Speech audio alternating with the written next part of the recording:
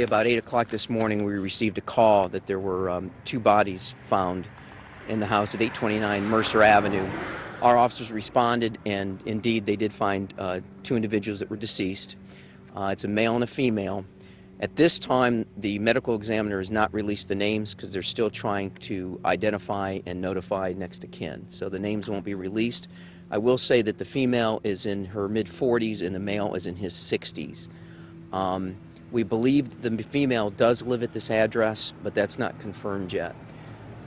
We believe, we have ruled it now a double homicide. We believe that both were killed at the hands of another, and it appears at this preliminary stage that it was gunshot wounds that killed them. We don't have how many or where or any of that at this time, but we do believe it was death by gun.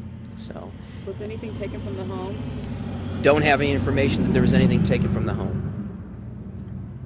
Was it a break-in? Was a door broken? Was it, was a window broken? There's no apparent indication of a break-in, and I've not been notified that it was a break-in, although that's something we would be looking at. Do you know the relationship between the two? That we don't know. We're still trying to investigate the relationship between the male and the female. Who discovered the bodies? That information we're not releasing at this time. Family member, or can you be general? We do. It was a female caller that called us on it. What time was it? What time? About 7:50 a.m. this morning. Any trouble here before that you know of? I quickly ran calls for service, and in 2011, at this address, 829, I didn't find anything. So, there's no indication of domestics, at least in this current year.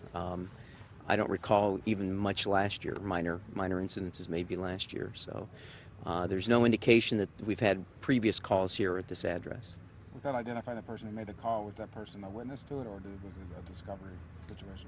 It's too early to tell. They're interviewing that person to determine how she came about finding the bodies. So. Anything else you can add, or that's pretty much it? That's pretty much it. The medical examiner, you'll have to get the information. Eventually they'll release it. So, they have that line you can call, and eventually I would imagine by the end of day today, they should have the names released. I have to assume. Did neighbors hear anything? Any screams or anything? Did they hear the gunshot or gunshots? I know you said you didn't know how many. A neighborhood canvass was completed by our investigators, but I don't have any information as to what the neighbors might have heard or saw. Where were the bodies found inside the house?